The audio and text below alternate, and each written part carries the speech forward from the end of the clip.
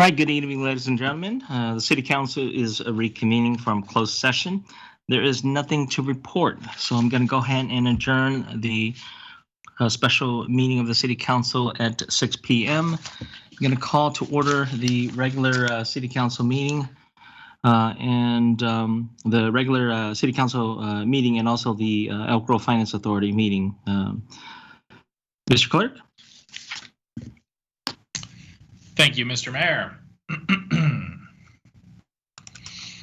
Consistent with the Executive Orders N-29-20 and N-35-20 issued by the Governor of the State of California, this meeting will be conducted by teleconference only. The meeting location will be the City Council chamber, but it will not be open to the public. This meeting of the Elk Grove City Council will be replayed on Metro Cable Channel 14 on Friday, September 11th at 1 p.m. and Tuesday, September 15th at 6 p.m. It is also being closed captioned and will be webcast at sacmetrocable.tv. City Council meeting videos are also archived at the city's website at elkgrovecity.org. For members of the participating audience who may have personal electronic devices, please place them on silent mode during the meeting or in mute when you are not speaking.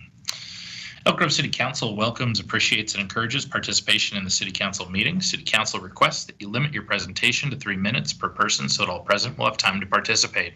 City Council reserves the right to reasonably limit the total time for public comment on any particular noticed agenda item as it may deem necessary.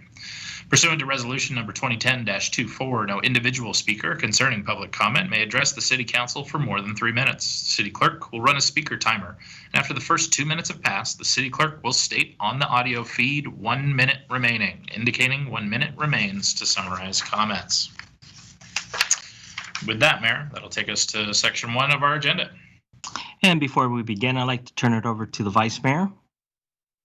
Thank you, Mayor.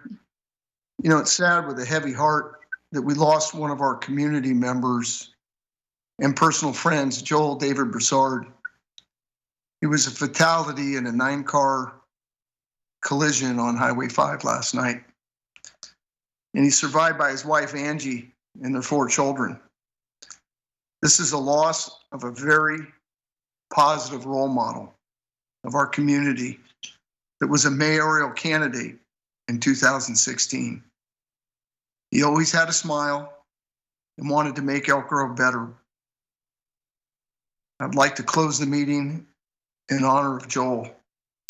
This is also a good time to reflect, to tell our loved ones that we love them as we leave and return each day, because we never know when that next time will be for us. I want to God bless Joel and keep Angie and the entire Broussard family in our thoughts and prayers, and wanted to offer if the other council members that were also close to Joel, if they wanted to make a comment as well. Thank you, Vice Mayor. Members? Mayor, this is Councilmember Soon. I'm just completely heartbroken and shocked over this incident. I know, you know, these things happen in life, but when it happens to, you know, somebody that's, you know, not, you know, somebody, you know, and then as the Vice Mayor mentioned, so positive, kind-hearted, just a class act all around, it just hurts that much more. Our hearts go out to Angie and the family, and he'll always be with us. Thank you. Yeah, and I'll just add that in seeing the video of the crash, the Vice Mayor is correct that life changes in an instant, and it could have been any one of us on any roadway that met the similar fate. And so it's a tragic thing. Our thoughts are with the family. Joel was not involved for a long time, but he made a big impact in the short time that he was involved, and he always struck me as very reasonable, even-tempered, and committed. And so I just I echo the sentiment to close the meeting in his honor and reach out to the family and let them know we're thinking of him. And I'll add that you know, I'm not very active on social media, but what I did enjoy was seeing his pictures and his positive notes that he would put on Facebook quite often, and show how much he loved his family. And the last time I saw him was at National Night Out, which was a year ago, and he always brought that bright smile to the group. And we're gonna miss seeing him and everything he did for our community. I received several emails from him in the past as well too, and text messages about how we can do things in the community together. And I regret the fact that we didn't start it sooner, because now I've missed that opportunity. But I hope to be able to work with his family. There's a walk tonight, and we're missing it because of this council meeting. But what I was told by Council Member Soon is that he reached out to Angie, and she indicated that there will be a walk tomorrow for him as well too. And so, keeping social distance in mind, I hope that many folks can be able to come out there and walk with the family. Thank you, Vice Mayor, for bringing this up. And thing I'd like to certainly add is, Joe and I, we talk on a regular basis, and the last conversation we had was probably just about 2 weeks ago, and he had some great ideas, and I was also planning on working with him on these, and it's really unfortunate when I heard this morning, and I wasn't following on social media, and I'm glad that the Vice Mayor alerted me, and I did have an opportunity to send a note to his wife, but this is really sad, and I'm also brokenhearted. So thank you, Vice Mayor, for asking for this opportunity to remember him. Thank you, members. You bet, and thank you, everybody, for the great sentiments on Joel. He'll be deeply missed. Yeah. Mr. Clerk, shall we move on? With that, that'll take us to section 1, our call to order and the roll call. For the roll call, Councilmember Nguyen. Here. Councilmember Hume. Present. Councilmember Suen. Here. Vice Mayor Detrick. Here. And Mayor Lee. I'm here. So, folks, if you could address the flag wherever you are at and join me in the Pledge of Allegiance. I pledge allegiance to the flag of the United States of America and to the republic for which it stands, one nation, under God, indivisible, with liberty and justice for all. Thank you, everyone. And moving on to 1.3, certainly this council always like to invite members of the public to join us in a moment of silence, but today is certainly a somber day in which we will remember Joe Broussard. Not only that, but I also ask the public to consider remembering those who lost their lives as we approach the September 11th this week as well. So please join us in a moment.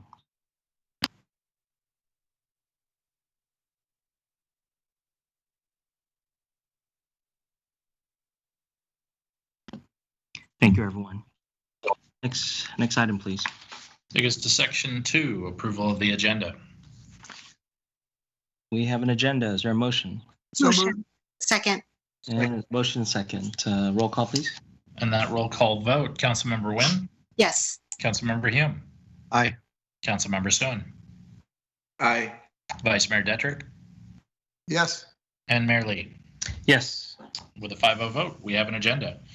That'll move us through section 3, the closed session, as there are no closed session items on the regular agenda. That'll take us to section 4, our presentations and announcements, starting with item 4.1, Proclamation in recognition of Hispanic Heritage Month. And just to let the council know, I believe on the phone line, we have representatives Caroline Cabellas from the Sacramento Hispanic Chamber of Commerce and Alice Perez, of a steering committee member with the Latino Economic Council of Sacramento.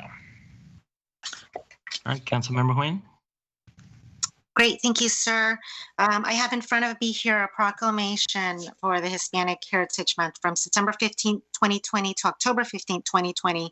I'm going to take the time to read the whereas here because to me, cultural heritage is, all proclamations are very important, but this is really special to me because the two ladies that are going to be accepting this have been people that I've worked with for many decades. And so this is really special to me. Whereas Hispanic Heritage Month is an official celebration of American citizens whose ancestry can be traced back to Spain, Mexico, Central and South America, and the Caribbean, a recognition that stated as a week-long celebration in 1968 and 20 years later expanded to dedicate a month recognizing the generations of Hispanic Americans who have positively influenced and enriched our society. And whereas the objectives of Hispanic Heritage Month are to create a greater awareness of Hispanic contributions to the American culture, to illustrate the diversity of the Hispanic community, and to encourage a greater curiosity within young people about the rich history and cultural heritage of Hispanics. And whereas the Hispanic Heritage Month uplifts a cultural legacy that shares value deeply rooted in rich traditions that harbor a deep commitment to family and community, and enduring work ethics and a perseverance to succeed and contribute to society. Now, therefore, be it resolved that the City Council, the City of Elk Grove, hereby affirms and proclaims September 15th, 2020 through October 15th, 2020 as Hispanic Heritage Month in the City of Elk Grove, and encourages the community to celebrate a collective progress shared with the Hispanic community, learn by seeing the strength that derives from the diversity, and honor a shared spirit of self-determination, dignity, and respect for cultural heritage. Signed on the 9th day of September 20th by the entire City Council. And if I may just say a few words, I've worked with leaders of both the La Familia Counseling Center and the Latino Economic Council in my day job, in that these two organizations and these two women here, Caroline Caballas and Alice Perez and Rachel Rios, are such powerful women in our community, and their two organizations do so much for our community. Being able to work with such strong organizations and strong leaders that are committed to our community benefits all of us. Both of these organizations have paved the way and created pathways for the community to thrive while also preserving the cultural heritage. And so this is very special to me here tonight to be able to present this on behalf of the entire council, and to have both Caroline Caballas and Alice Perez. And I thought Rachel Rios was also going to be on the phone to accept this, but I'll give the floor to the ladies because they do so much in the community, and I'd say almost 20 years now that I've worked with them, and we've been able to mobilize the community together, and I've watched their work, and they're just huge role models for us all. So thank you, sir, for giving me the opportunity to do this.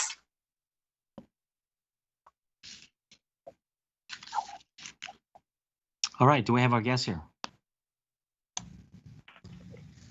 I think we do.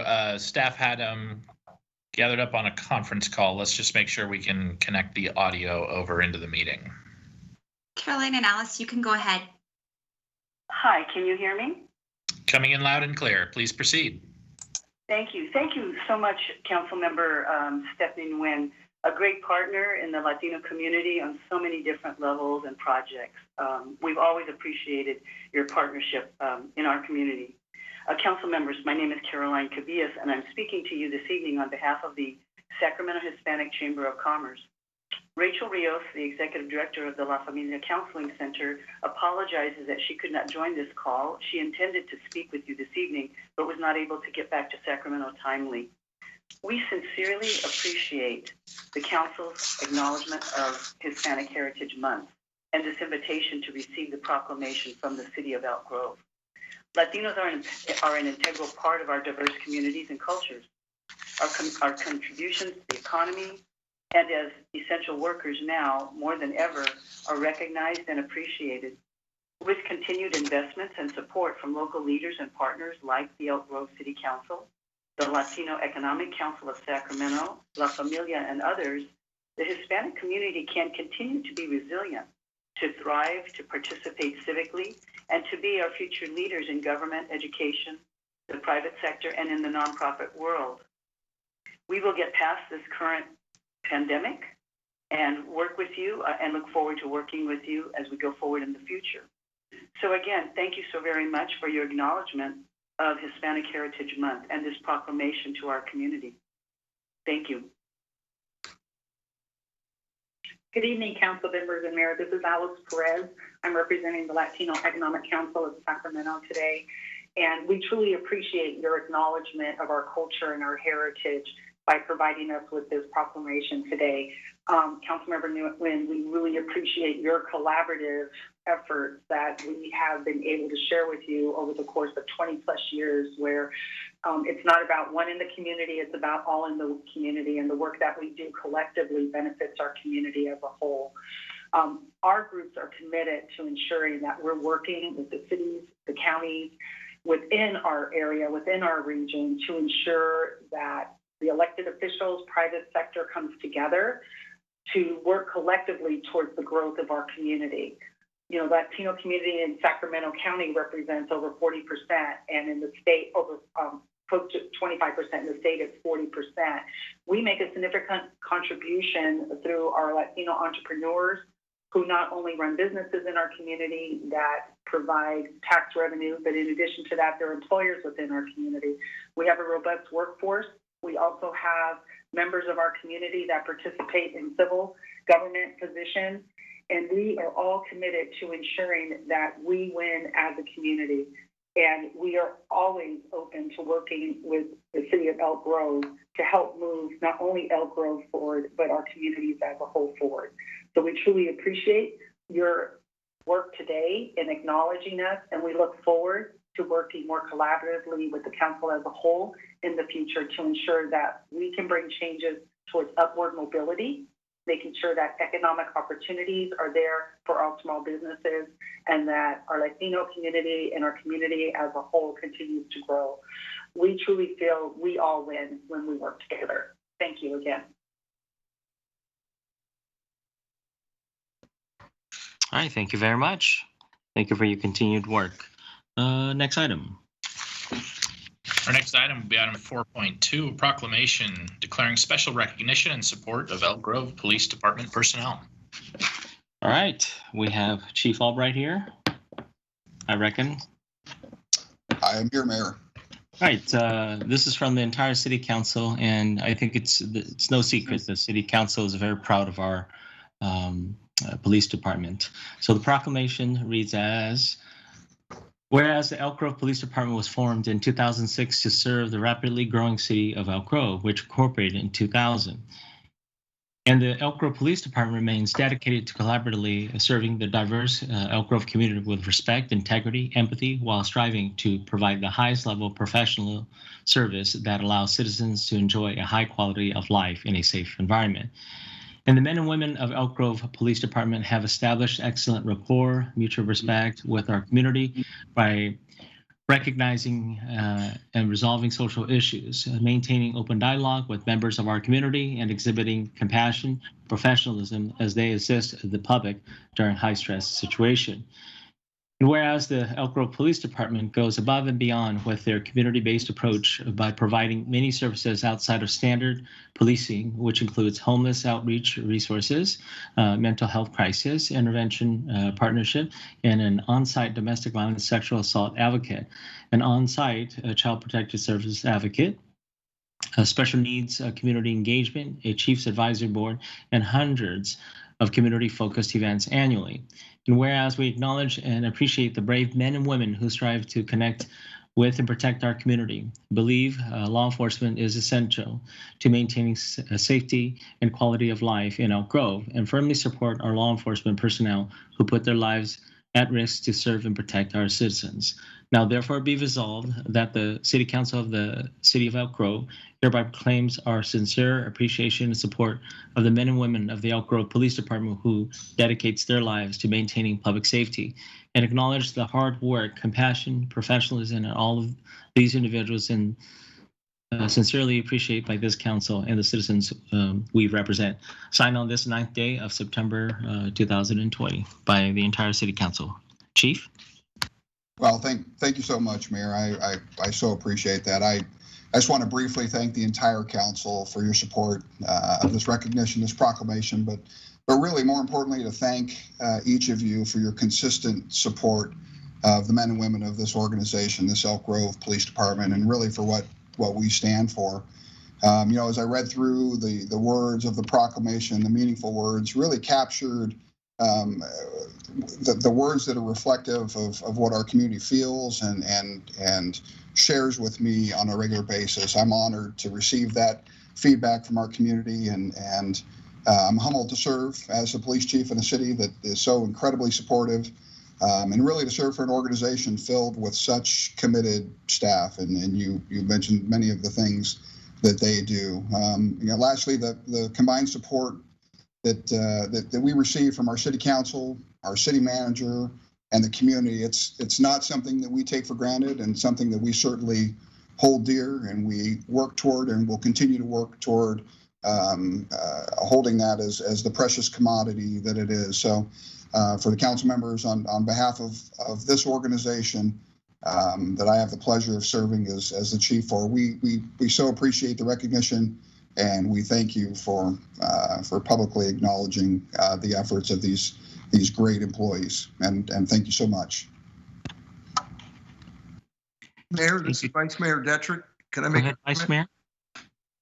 Chief, as I listen to you talk, the Elk Grove Police Department is the foundation of everything we have in this city, because without the foundation of your safety that we all have, you really have nothing else. And for you to recognize and understand what this community does to support our PD, as well as this council, all you got to do is look in our backyard of Sacramento City and Sacramento County with the trials they're going through relative to their police department. So I'm really happy that we have a united council and a united community to back our Elk Grove Police Department, because without you, the city would never be the same. Thank you. Thank you, Vice Mayor. If I could say, you said it very well. We don't take that for granted, and really that relationship we have is not something that happens by accident. It's a committed process, a commitment between our organization certainly, but our community as well. That they're so supportive, and again, not something we take for granted. Something we work hard toward, and something we'll continue to work hard toward. So I'm deeply humbled that we have that relationship, and it's not lost on me how precious that is. I appreciate you pointing that out. You bet. Thank you. Councilman Sun? Mayor, yeah, thank you, Mayor. Chief, I also want to echo the sentiments, but I also want to emphasize something that you already hinted at, which is you have earned our support all the way through your leadership in this organization. Public safety is obvious, that's a mission of yours, but the manner in which you do it, interacting with our community, de-escalating things wherever possible, whenever possible, the investments that you've done partnering with WEAVE, which we were if not the only one of the only police departments in this region to do that. So we've got social workers helping with domestic violence issues, not just law enforcement folks walking into the room. Our navigation program. These are the things that people are crying for across the nation to have, their jurisdictions do, and when we're already doing them here. And so I just want to acknowledge that is you guys are doing good work, which is in turn keeps us safe and makes it easy for all of us to support you. So thank you very much. Thank you. Chief, this is Mary Lee. I've said this many times before, and I'm never shy about it and sharing with you. The police department is what makes the city council look good. Your endless effort, the men and women that put their lives on a daily basis to serve and protect so that our city continues to be safe is much appreciated. One of the things that I think that you're really on top of your game, and I know it's not just you; it's the whole team that you have assembled. Is your efforts along community policing, and there's been a national talk about this. But every chance I have, I always highlight the fact that our police department is really a pioneer in community policing, and some of the programs that was mentioned in the resolution. With the proclamation is exactly what I've been telling folks about. when you start looking at a well-functioning police department, they are the ones that embrace community policing, and they approach it with a partnership with the community. And I'm just real proud of you leading this team and of our police department. We certainly are on the cutting edge, and I will continue to share this with other folks that are interested in what we're doing here in Elk Grove. So, thank you for your hard work. Thank you, Mayor.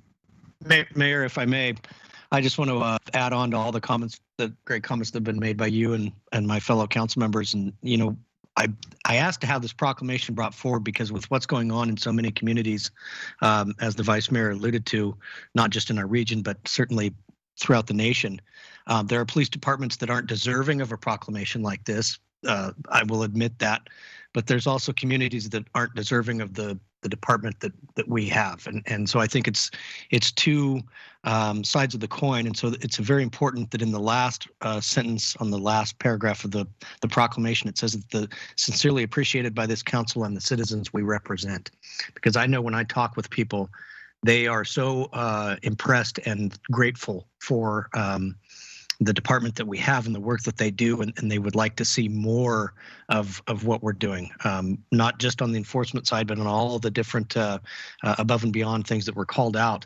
And the great thing is, and this is what's been alluded to by all the comments so far, is that we have a department deserving of that respect. And I know I've met and interacted with many of the men and women that serve over there, and they have a servant's heart. They are doing it for the betterment of their community.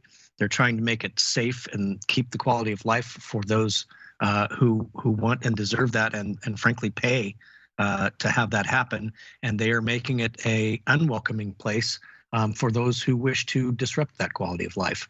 And I tell people that there are two kinds of criminals in Elk Grove, those who have been caught and those who are going to be. And I truly believe that we have a department that goes above and beyond, and I have the utmost respect for them. And I just felt it was important for us to codify as a council to say, we support you, we back you.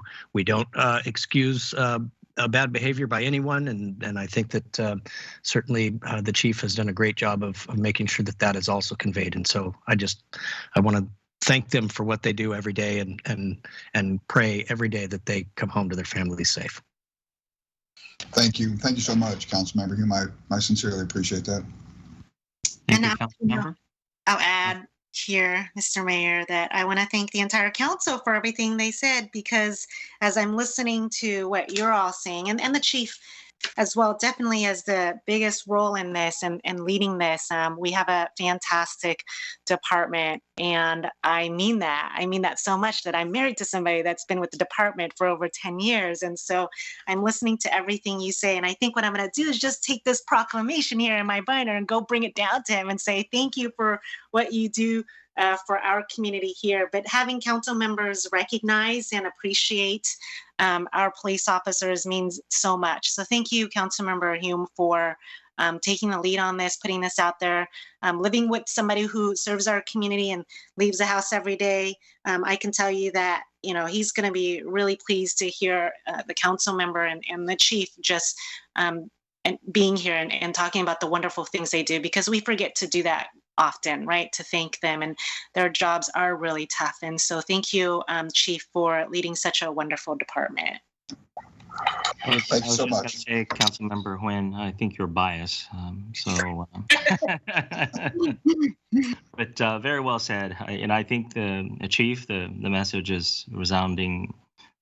We appreciate the men and women that works really hard to keep our city safe. So please relay the message to them. Absolutely will do. And again, thank you so very much. Appreciate it. All right, let's move to the next item.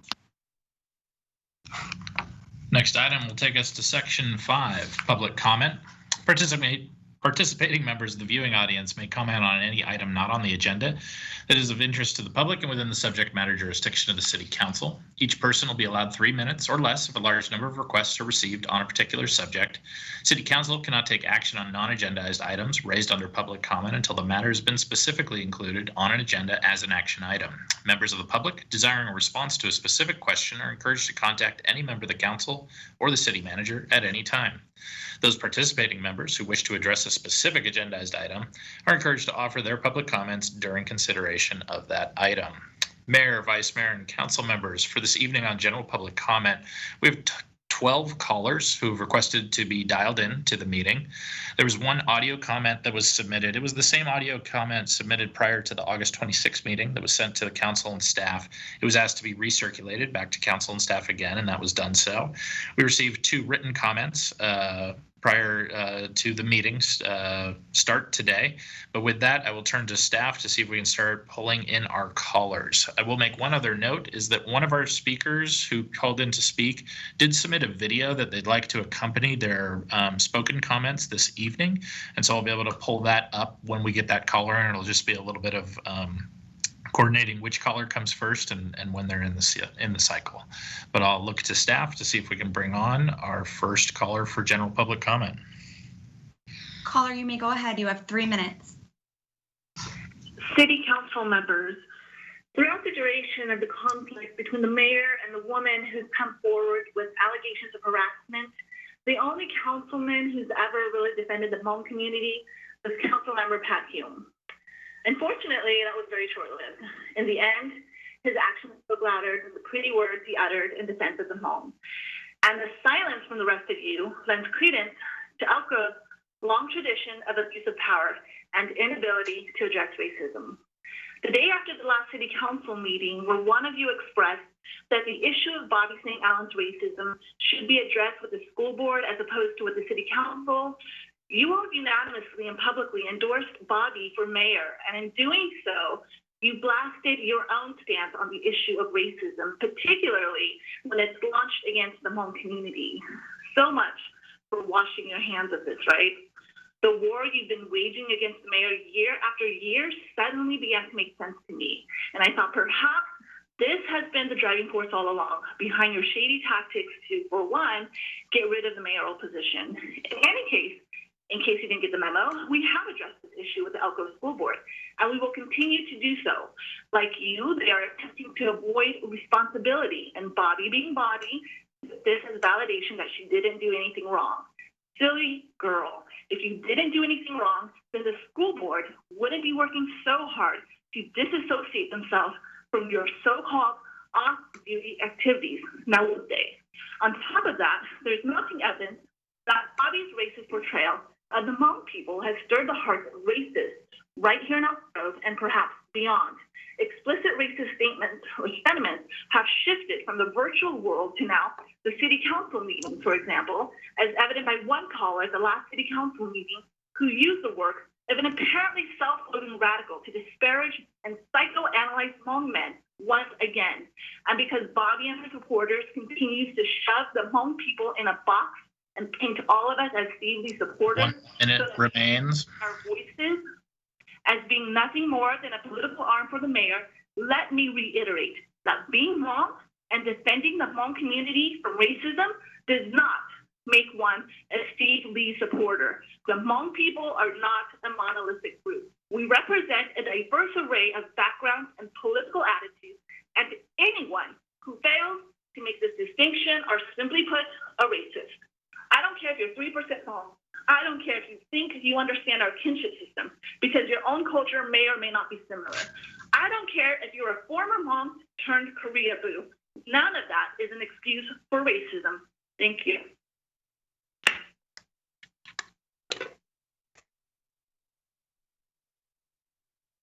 And with those concluded comments, that'll take us to our second speaker under general public comment.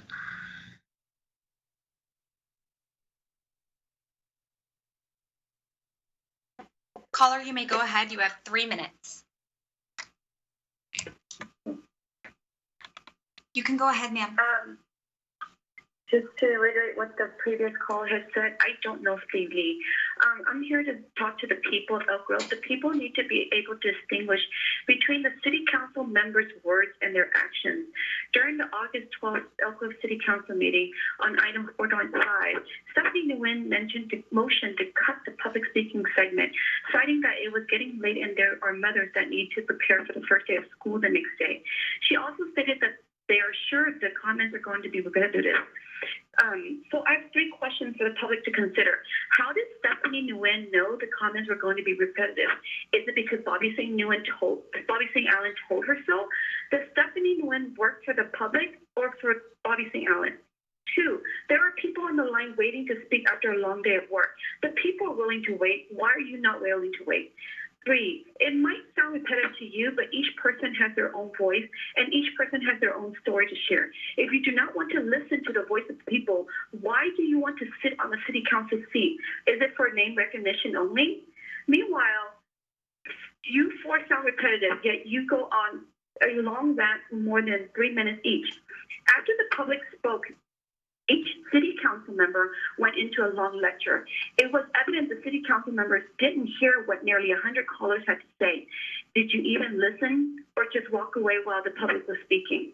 The most hypocritical speaker was Steve Diedrich, who stated he did not want his own ethics violation and to be discussed, and then went on a lecture sugarcoating his words by calling the mayor his brother.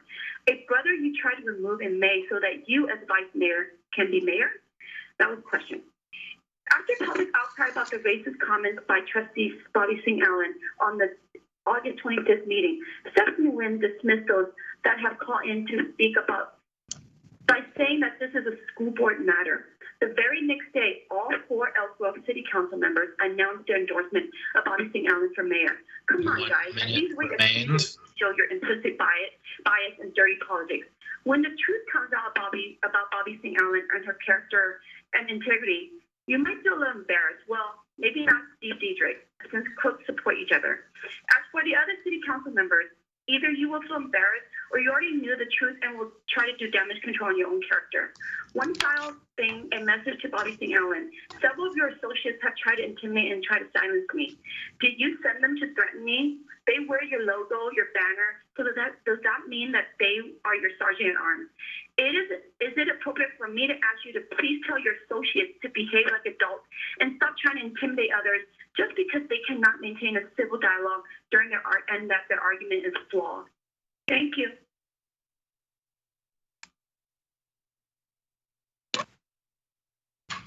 That sounded like the conclusion of the speaker's comments. That'll move us on to our next speaker under general public comment.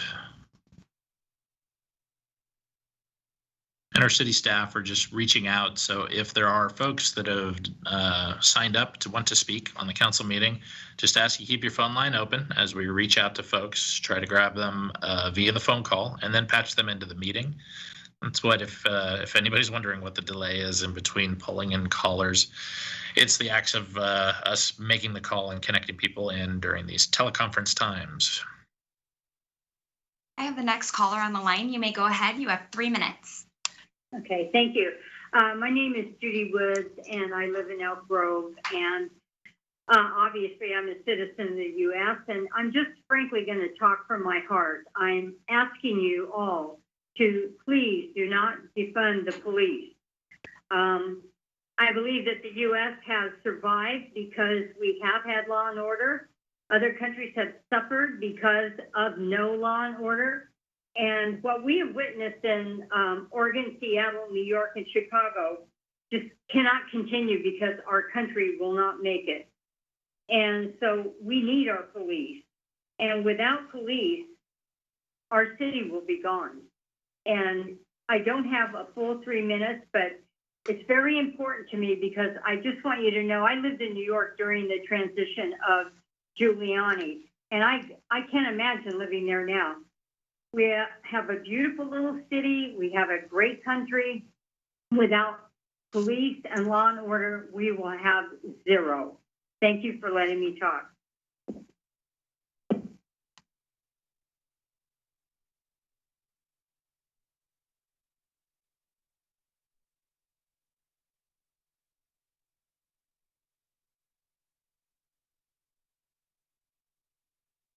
Caller, you may go ahead. You have 3 minutes. Thank you. Good evening. My name is Paul Lindsay. I've been a longtime resident of Elk Grove. Before I start with my comments, I'd like to add my condolences to the Broussard family and echo what's already been said, that Mr. Broussard's passing is a tremendous loss for the city. I wanted to speak tonight on an issue that's been troubling me recently. By now, we all know of all the allegations made against Mr. Lee and his associates. These allegations were detailed and compelling, so compelling that Mr. Lee offered an apology on 7 August 2020. In that apology, Mr. Lee said that the women, quote, have spoken out about being harassed, intimidated, and bullied. I believe them and acknowledge their pain. I am deeply sorry for the pain and suffering they have endured, end quote. Mr. Lee made appearances on 2 Hmong language TV shows within a few weeks after that apology. On 21 August, he appeared on 3 Hmong TV News, and 24 August, he appeared on Hmong TV USA. Transcripts are available on the Elk Grove Tribune website, and the transcripts were prepared by a commercial translation service. In those interviews, Mr. Lee characterized those he had previously apologized to not as the focus of intimidation, harassment, or bullying, but as accusers, exaggerators, rumor spreaders, liars, and haters. He also characterized several of them as having political vendettas, saying, and I quote, the rumors are only political, end quote. He told his Hmong audiences that they are only accusing him because, quote, they are not smart enough, end quote, to do anything else. It's clearly a diatribe that was narrow and self-serving and portrayed individuals only as acting out of malice towards you, Mr. Lee. When talking to the Hmong community, you portrayed yourself as the victim, being wrongly and falsely accused by vengeful people. So, Mr. Lee, you've offered us conflicting truths. One truth to the general public, when you made your statement of apology, acknowledging the hurt and pain you and your followers caused. And another truth, disparaging those same women you apologized to. 1 minute remains. You thought would not become public. Which truth should I believe? Ultimately, the people of Elk Grove will decide which truth to believe in. I know they'll make the right choice. I believe in them. Thank you. I finished with my comments.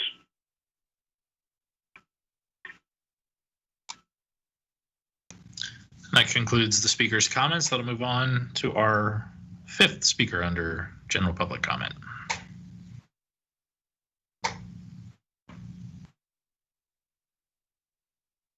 Again, our staff are reaching out to our signed up callers who've provided us phone numbers, and staff are calling those folks, making a connection, and then patching them into our teleconference environment here. Caller, you may go ahead. You have 3 minutes. On August 28th, there was a protest against Bobby Singh Allen. Over 200 people were present, with thousands watching online. As reported by EG Citizen, this was Singh Allen's response to the protest. I'm sorry the Hmong community is in pain and is suffering. It breaks my heart when I hear stories of anyone in the Hmong community or any other community being the targets of racism and hate. I'm sorry that they are being misled, and there is only one person responsible for that, and that is Steve Lee. Bobby Singh Allen, your narcissism is showing. We protect your ego with deflection, projection, minimization, displacement, denial, and blame. Is that your definition of integrity? You still think the Hmong people are mindless sheep who can't think for themselves? As one speaker stated at the protest, Mayor Lee didn't send us. We sent ourselves. Mayor Lee has nothing to do with this. This is all you're doing. And the lack of care shown by the Elk Grove United School District regarding complaints from the Hmong community about Singh Allen is atrocious. How can any parent be confident enough to trust the school board to uphold their oath to provide a safe and fair environment to students when the school board won't even publicly address Singh Allen's words and actions? On September 1st, Singh Allen responded to the public comments of the school board meeting. Once again, she diminished people's concerns by saying, please keep personal political attacks away from the school board. There are too many important issues, such as getting our kids back in school. Bobby Singh Allen, it's hypocritical to say that when one of your own campaign staffers, Linda Vu, called in to disparage Mr. Carmine Fortuna for supporting the Hmong people's fight against your racism. You looked so proud as you listened to your little minion, Lita, spout off. Yet another display of integrity from you, right? Maybe you should learn what that word, integrity, really means.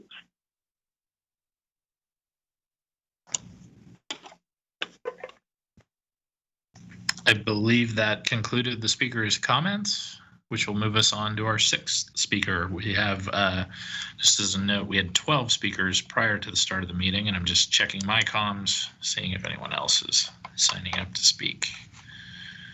And we hold at 12. We're about midway through. We have the next caller on the line. You may go ahead. You have 3 minutes. All right. Thank you so much. My name is Alejandro Gutierrez Duncan. I requested a video, so I don't know if you have it, but I can just go ahead. And Mr. Gutierrez is our speaker who did submit a video, and I just have to make sure I click kind of the right buttons. But we'll kick off with your comments, Mr. Gutierrez, with the video, and then go from there. Okay.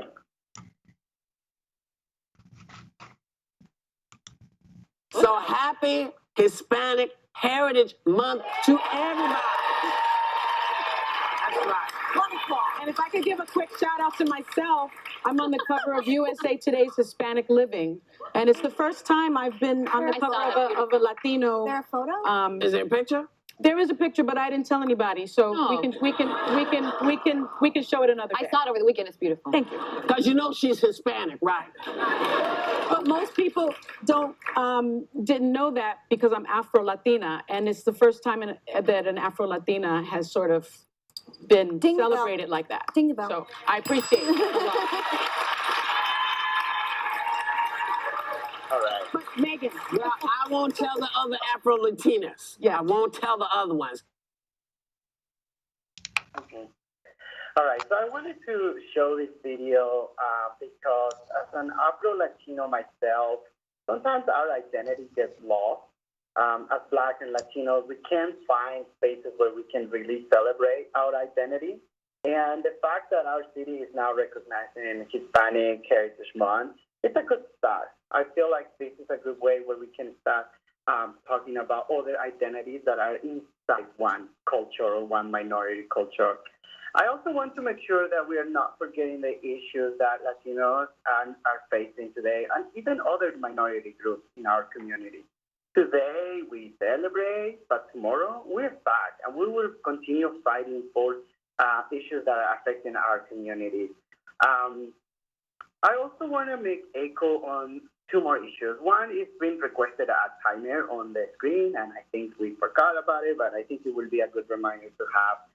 And the issues of racism in our city is growing, and I think we cannot forget that and cannot silence that.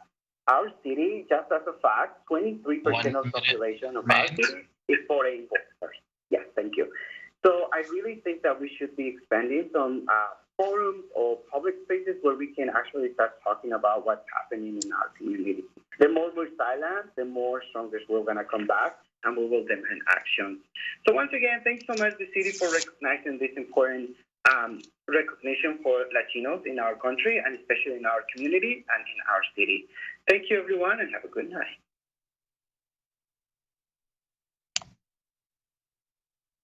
And thank you for your comments. That will take us on to our next speaker under general public comment. Caller, you may go ahead. You have 3 minutes. All right. Thank you so much. Good evening, everybody. My name is Firdaus Sheikh. You know, as I stare at the faces on this panel here, I feel nothing but a deep sense of disappointment.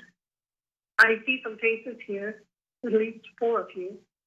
One, of course, the picture is not there, Dietrich, but Hume, Stephanie Wynn, Susan, and Dietrich. I am appalled. I'm appalled at the leadership that you are exhibiting on this city council. You know, I just heard a speaker from your team. There is some confidential issue amongst all of you.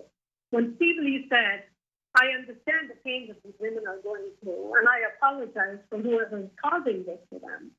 What he's trying to say is he did not harass them, but whoever is harassing them, he understands that that must have given them pain. That's not rocket science, guys. Why is it so hard for all of you to comprehend that? I think when he said you are lying, he's absolutely right, because I've been a lot of time trying to understand all of you. And the more I look at this, the more I'm appalled. Let's start with Stephanie Wynn. The earlier caller was right. Are you for the people or are you for Bobby Singh Allen? I just listened to your clip the other day, and you're saying, Steve Lee, there are more people coming through to complain about you. Are you assuming that they're going to be truthful and honest? What type of leadership is that, Stephanie? Explain it to me.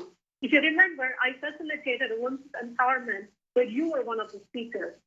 My God, if I knew this is what your true colors are, I would have been embarrassed to represent you in that women's empowerment. I hope to see some trace of leadership. City council blames the school board when it comes to Bobby Singh Allen. The school board blames her champion or the city council. Is this musical chairs that you guys are playing? Do you think we are idiots? Dietrich talked about 2 hours of wasted time listening to people. 1 minute remains. That is crazy and insane. All of you, please understand that the people of Elk Grove are listening and watching. Every word that comes out of your mouth is being weighed. And it's getting very clear that you run a private club here that is unethical, unfounded, a soap opera, and you have an agenda. It's becoming very, very clear. And I hope you understand that each one of you will be held accountable because you cannot do this to the people. Stephanie, when cutting down 3 minutes to 1 minute is not your privilege, girl. It's your duty to listen to the people. You discounted the people and you went on BSA's wagon. Why? Where is the leadership for all of you? Where is your mind and brain going? Well, trust me, we know where it's going. And we will hold you responsible. Thank you.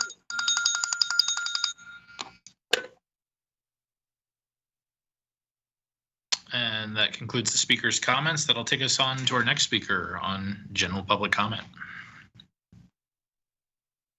Caller, you may go ahead. You have 3 minutes. Okay, thank you. Well, I'm not going to use 3 minutes. I'm going to keep it short and sweet.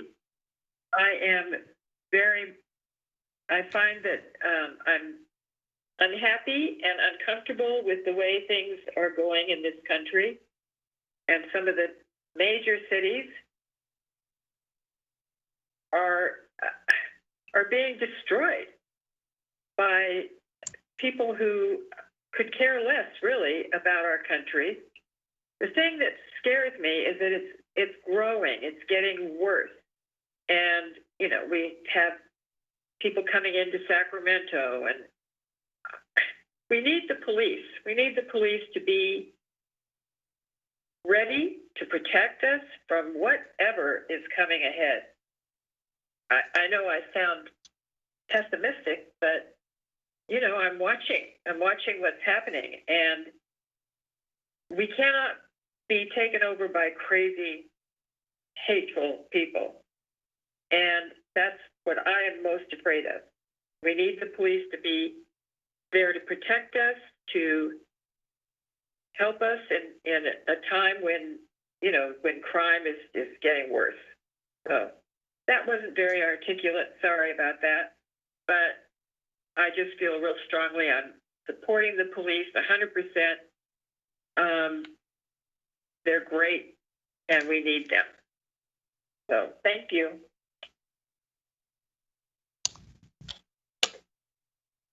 Thank you for your comments. That'll take us on to our next speaker under general public comment. Caller, you may go ahead. You have 3 minutes. Good evening, Mayor Lee and council members. I am Maithu. So I'm a little confused. Who is correct regarding jurisdiction, the city attorney or school district attorney? Per the city attorney, city council members have enough to agendize and retribution for Mayor Lee, despite having no proof of or evidence to support the allegations, except for their own personal vindictiveness. Never mind that there were 3 non-Hmong men applying for the same school board appointment in August 2012 as Bobby Singh Allen. Couldn't their Klansmen have been the ones who came after her? Oh, right. No, because she's not running against them for mayor, it wouldn't fit her victim narrative. Mayor Lee was neither on the school board or city council in 2012 regarding Nancy Cherez Espinoza. Mayor Lee wasn't even on the city council yet. That only happened when the majority of Elk Grove voters resoundingly rejected Nancy Cherez Espinoza, very much like what they did to Darren Suen in 2018. Per the school district attorney, in short, Bobby Singh Allen can be a racist and bigot on her personal time, even though she sits on the school board overseeing 63,000 students. Per same attorney, the school district has no jurisdiction over her misconduct or numerous ethics violations. Unlike the unproven allegations against Mayor Lee, her racist and bigoted statements spew out and continue to do so out of her insufferable, ignorant, and arrogant mouth. Bobby Singh Allen feels validation in the school district's support of her racism and bigotry. One more thing, no, Paul Lindsay, aka David Lindsay, who started the petition against Mayor Lee that's being boosted by that tabloid blog editor, Jackie Chung. Mayor Lee is not going to step down or resign, so your friend who will never be elected, Mayor Dietrich, can be pretend mayor before he retires. Good riddance. Or so your friend Bobby Singh Allen won't have to work and earn the votes of Elk Grove residents. I'm a racist and a bigot, and Mayor Lee is responsible. Vote for me isn't going to fly. And please don't even mention that sham transcript of Mayor Lee's interviews on Mong TV. If your incompetent interpreter is truly court appointed, all the cases ever tried using that interpreter should be overturned or retrialed. Talk about blatant omissions and misinterpretations. Just FYI, there are no certified court interpreters for Hmong language. There are registered languages and certified languages. The Hmong language is not among the certified languages. Check yourself. Do better. Thank you.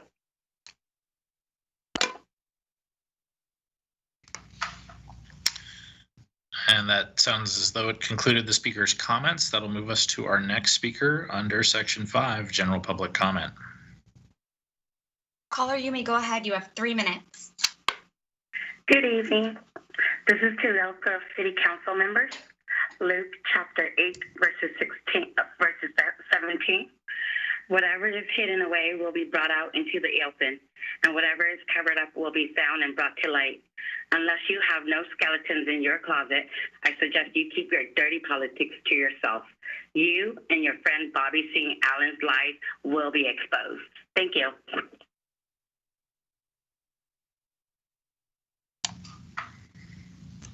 That sounded like that concluded the speaker's comments. That'll take us on to our next speaker.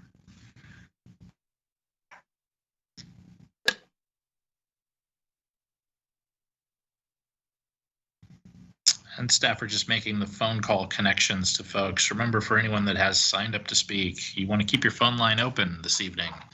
Otherwise, we're not going to be able to make that connection in order to pull you into the teleconference meeting. I have the next caller. You may go ahead. You have 3 minutes. Good evening, Mayor and Council. Mark Graham. The city never made any outreach, this is according to Jeff Werner, to the Elk Grove Unified School District before approving these master license agreements. Please make a commitment tonight that you will work closely with the district from here on out. Fully notify them before you amend or supplement your list of approved cell antenna sites and ask for the district's opinion whether they want more new cell antennas near schools. Now, Council, I have a request. 2 council members, any 2, please go and knock on the door of the house at 9921 Winkle Circle. This is the closest house to the city light pole SL8000085, an approved but not permitted Verizon cell antenna site, and it's close to Cosumnes Oaks High School. 2 other council members, please go and knock on the door of the house at 9925 Winkle Circle. This is the house across Hopewell Drive from that city light pole. Especially for the first one, 9921. It is so close. There's feedback, and this is annoying. You guys should fix this. It's about 20 feet away from the house. You're going to annihilate that woman. You're going to destroy her health. Explain to her why the city has decided to sacrifice her health for industry profits and faster downloads. Tell her how you hired a so-called expert, William Hammett, with a major conflict of interest, and you paid him with $3,000 of discretionary AT&T money to advise you on health effects. Tell these 2 women that Hammett deceived and misled you about the scientific research, omitting everything that has been published except for for the IEEE standard C95.1-2005. Tell her that Hammett failed to tell you that the FCC's radiation limit is not intended to keep people safe. The scope and purpose of C95.1, which is the basis for the FCC limits, is to prevent only what IEEE calls, quote, established adverse health effects, unquote. IEEE defines this term, 1 minute, manned, health effects, very narrowly. C95.1-2005 gave a list of the only health effects that they considered to be established adverse health effects, and that list does not include the well-known health effects such as headaches, insomnia, tinnitus, fatigue, heart palpitations, DNA damage, and cancer. Tell the women that live in these two houses that the city did not have to approve that city light pole as a new cell antenna site, but you did it anyway, and tell her why. And give each of these two women your cell phone numbers so that when their ears start ringing and they cannot sleep and they have a headache in their house, they can call you and take their calls. I talked to each of those women briefly. Neither one of them had any idea that the city and Verizon are planning to put up a new 4G and 5G cell antenna on that light pole. And the last thing is, please notify all the residents within 500 feet of every one of those 37 light poles that are in the master license agreement. Notify them by a letter in the U.S. mail that you've approved cell antenna on those poles. Thank you. Goodbye.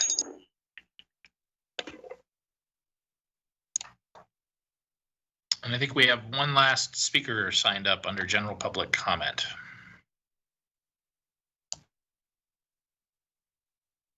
Caller, you may go ahead. You have 3 minutes.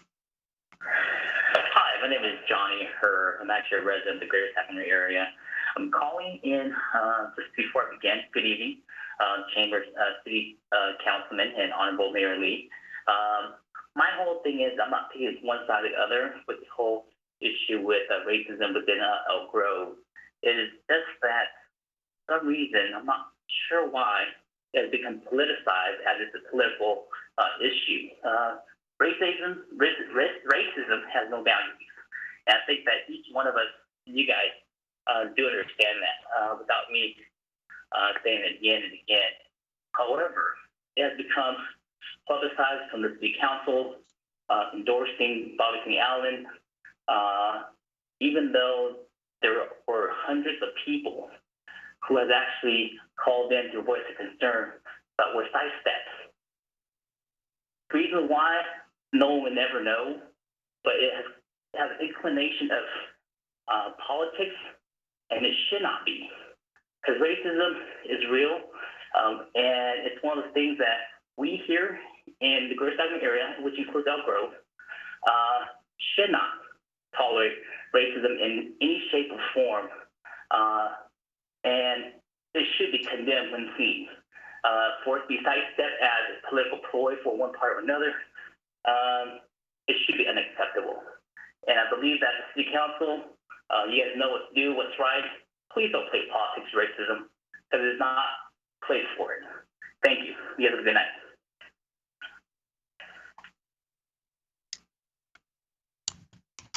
And that concluded the comments of our last speaker signed up to call in under general public comment.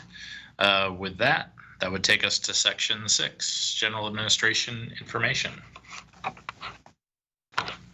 Good evening, Mr. Mayor, members of the City Council. This is Jason Behrman, City Manager. A few items to report on this evening. First, our Elk Grove police officers continue to assist in statewide emergency operations as part of the mutual aid system. 8 officers were deployed yesterday, and an additional 8 officers will leave tonight to assist with evacuations and enforcement efforts in Butte County on the Bear Fire. As of 10 a.m. today, the Bear Fire had consumed 60,000 acres and remains at 0% contained. Elk Grove officers assigned to the incident are scheduled to return this Saturday. The Grant Line Road Precise Roadway Plan project study. Next Thursday, the Public Works Department will host the first public meeting to discuss intersection alternatives for Grant Line Road between Bond and Calvine Roads. These alternatives could introduce new signalized intersections or roundabouts into Elk Grove's rural area. The Grant Line Road Precise Roadway Plan will be presented by staff during a virtual public meeting held at 6 p.m. on September 17th. Residents are encouraged to attend, ask questions, and provide their feedback. A registration link for the Zoom meeting is available on the city's Facebook and Nextdoor posts. To outreach directly to Sheldon residents and business owners, mailers were sent to over 300 locations on August 31st, and social media notifications began on September 1st. The project team has spoken with approximately 20 business and property owners within the commercial core of the Sheldon area individually. So far, support for the project has been overwhelmingly positive. Have you stopped by the Neighborhood Good Market? Elk Grove's newest open-air market successfully launched on September 3rd, attracting hundreds of Elk Grove families. The Neighborhood Market will be held every Thursday evening between 4 to 8 p.m. at the Avenue at District 56, located at Bighorn Boulevard and Civic Center Drive. Residents are encouraged to bring a shopping bag and a face covering and support our local small and micro businesses each week. For details, please visit neighborgoodmarkets.com. During the month of September, the police department will have additional officers on patrol looking for drivers that are violating the state's hands-free cell phone law. A driver's cell phone violation is subject to a $157 fine for the first offense. Funding for the program is provided by a grant from the California Office of Traffic Safety through the National Highway Traffic Safety Administration. The Animal Services team will be hosting a drive-through vaccination clinic next Saturday, September 19th from 9 a.m. to noon in the parking lot near 8220 Longleaf Drive. This clinic will provide rabies and DHPP vaccines for dogs, FVRCP vaccines for cats, and microchipping for free to Elk Grove residents only while supplies last. A free one-year license is also provided to new altered pets. Details regarding COVID precautions for the event are available on the Animal Services Facebook event page. For questions or more information, contact the Animal Services team, 916-687-3042. And this Friday is the last day to nominate a business, organization, or individual for the Disability Advisory Committee's Accessibility Award. Applications are available online at elkgrovecity.org/DAC. The City Council will present the award during Disability Awareness Month in October. A few brief COVID-19 updates. Governor Newsom released new COVID-19 response framework called the Blueprint for a Safer Economy. The revised framework puts Sacramento County in purple, or Tier 1, the most restrictive tier. Only outdoor operations will be allowed for several businesses, including gyms, churches, restaurants, and nail salons, and other personal care services. Hair salons, barber shops, and all retail shops can operate indoors with modifications. Schools throughout the county must remain closed. Sacramento County's Tier 1 status will be in place for a minimum of 3 weeks until the county transmission rate drops to a level in line with Tier 2 for at least 2 consecutive weeks. To learn more about the state's tier system and its blueprint, visit covid19.ca.gov. Happy to announce that under new state legislation, no tenant can be evicted before February 1, 2021 as a result of rent owed due to COVID-19 related hardship accrued between March 4th and August 31st of this year. The tenant provides a declaration of hardship according to the legislation's timelines. For COVID-19 related hardship that accrues between September 1st and January 31st, 2021, tenants must also pay at least 25% of the rent due to avoid eviction. Tenants are still responsible for paying unpaid amounts to landlords, but those unpaid amounts cannot be the basis for an eviction. And finally, our Great Plates Delivered Senior Meals Program, which was launched on May 13th, continues to help hundreds of seniors daily. There are 433 seniors currently and 14 restaurants participating in the program. More than 98,000 meals have been delivered to seniors in need in Elk Grove since the program's launch. As of September 4th, Great Places has invested more than $1.7 million in local restaurants. A new extension was recently granted to the program, meaning the program will run at minimum through October 9th. And I'm happy to answer any questions that the council might have. Are there any questions?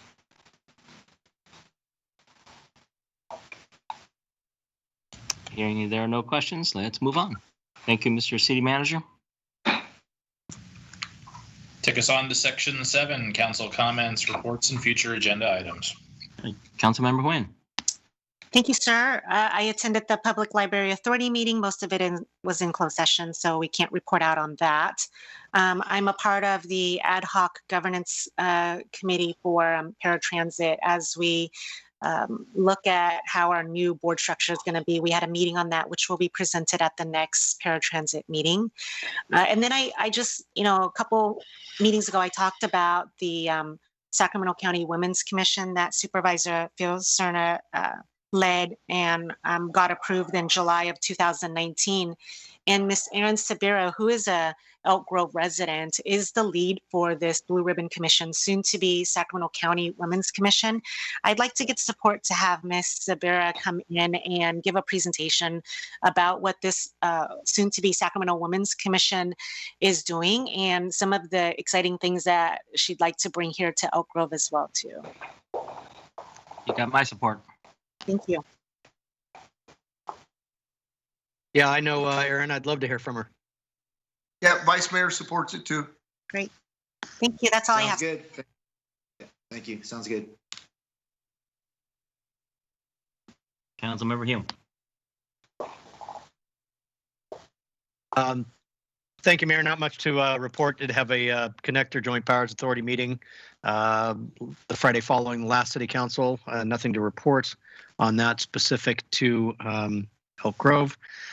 Do have a STA Transportation Authority Board meeting tomorrow afternoon. I will let the chair of that, Councilmember Soon, weigh in on that.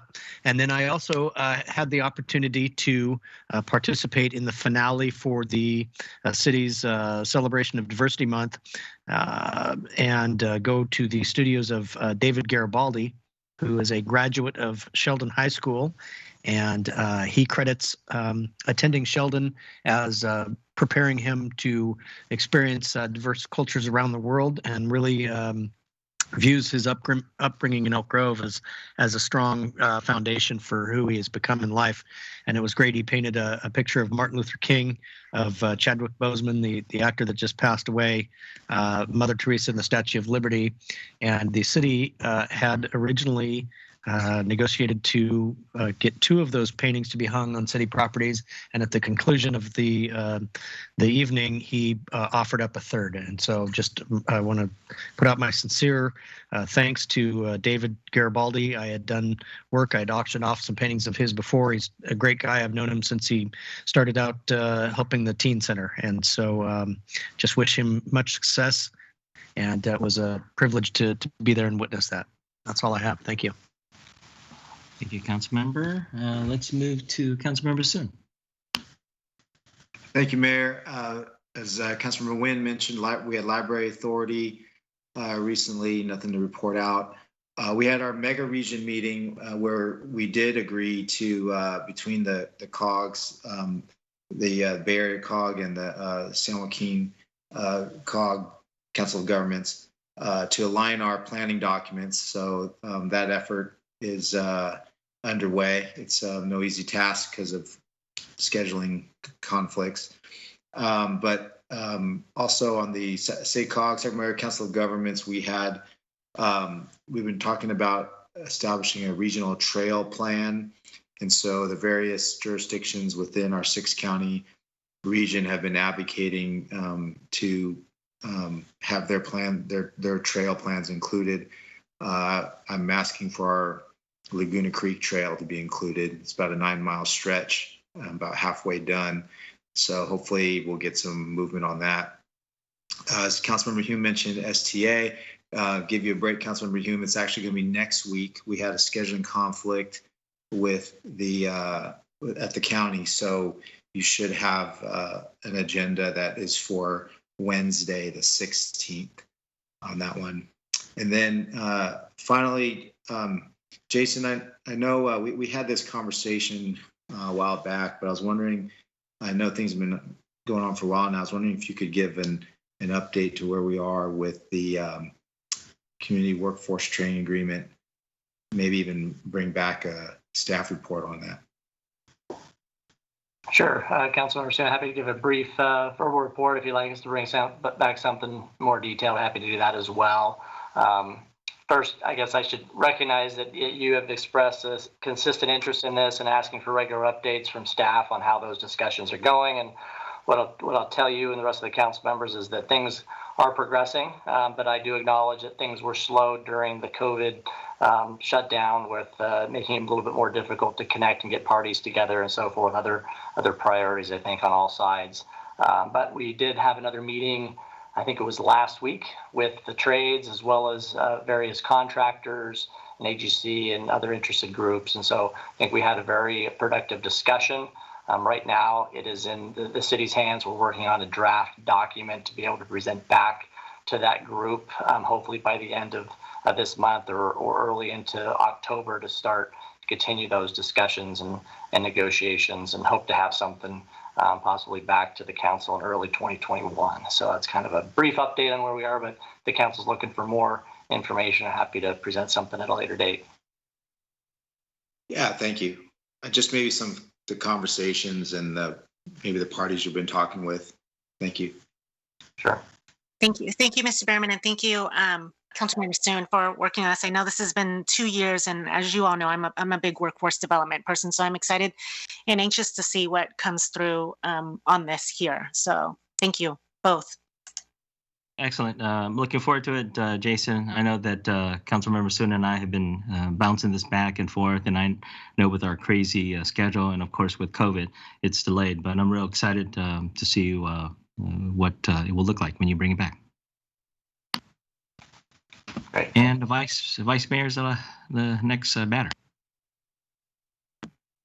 I think I took enough time on the front end. I'm done. So are you good? Are you waiving your time then?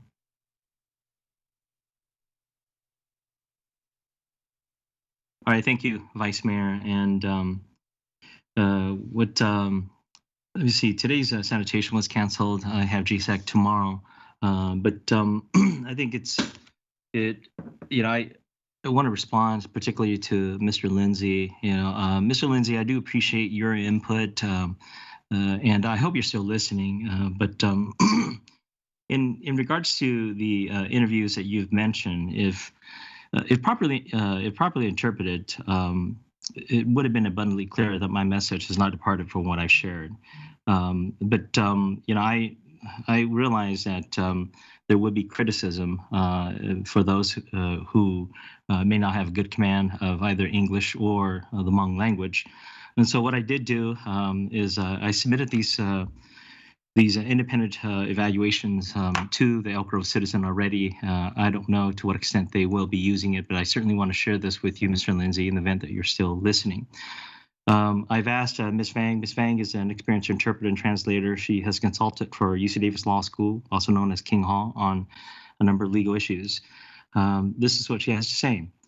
I've listened to both broadcasts by Hmong TV and Hmong USA a few times just to ensure that I did not miss anything important. It is unclear why the translator has made numerous mistakes in both translation. Based on experience in interpreting and translating documents, the translator may not be proficient in either English or Hmong. Non-understanding terminologies can also play a role in these types of mistakes.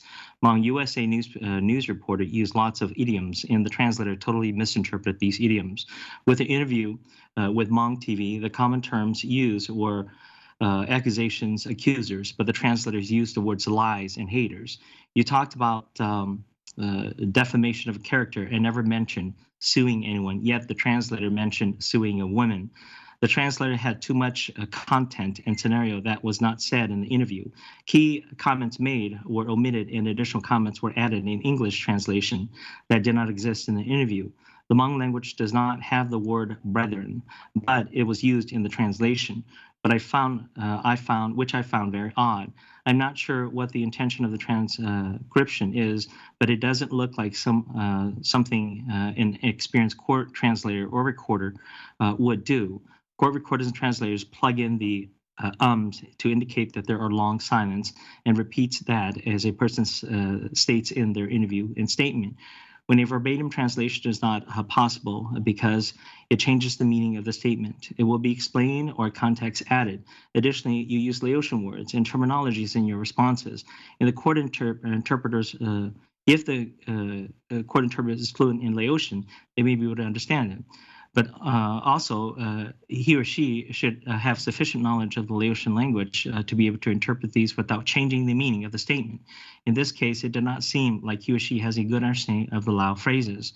That was negative. There was negative statements and name calling about opponents in the translation, but these statements were not made in the interview.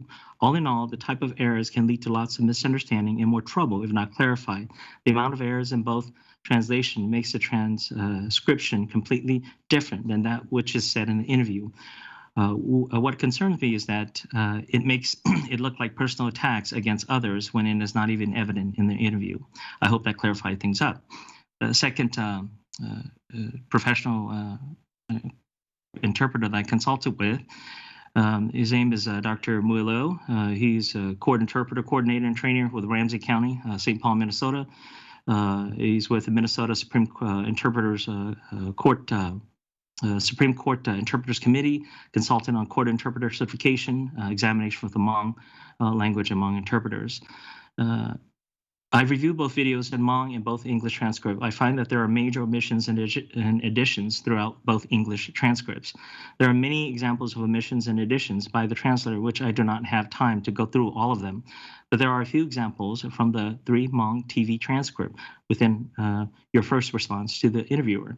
Examples of omissions, additions, and misunderstandings. 1, in the transcript, the translator wrote, "There is one important thing in U.S. politics, and it is a law. No matter how hard I tell you, it would not make any difference. It allows people to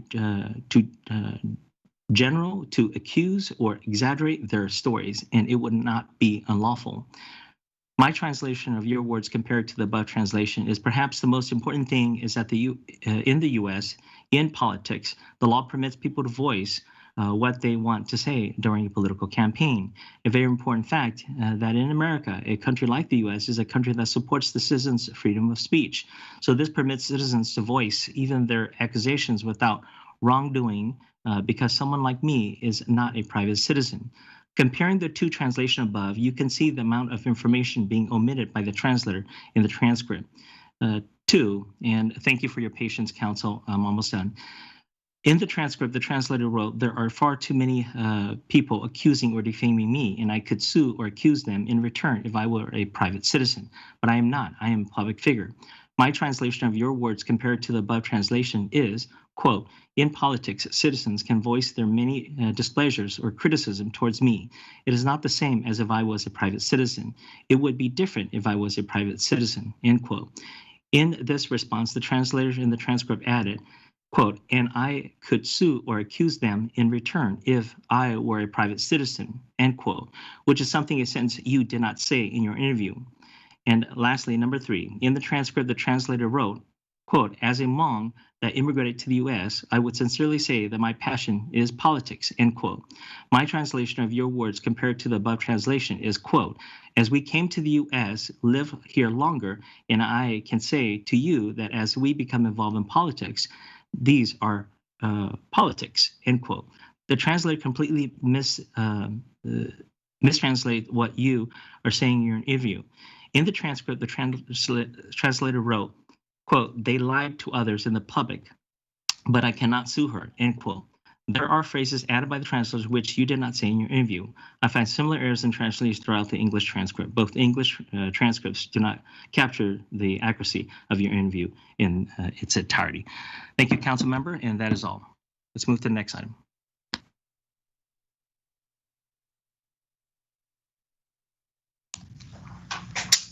The next item is going to be our consent calendar items. And I actually did just receive a request from Mr. Mark Graham to be called in regarding item 810. Regarding other public comments, there was also a written comment that came in, and that was a request that was in relation to item 812. If item 812 were to be pulled, that individual would like to be called into the meeting. But let me coordinate with staff to make sure that we have the number for Mr. Mark Graham in order to call him into the meeting. He did have it earlier under general public comment, and so hopefully we can make that connection with Mr. Graham.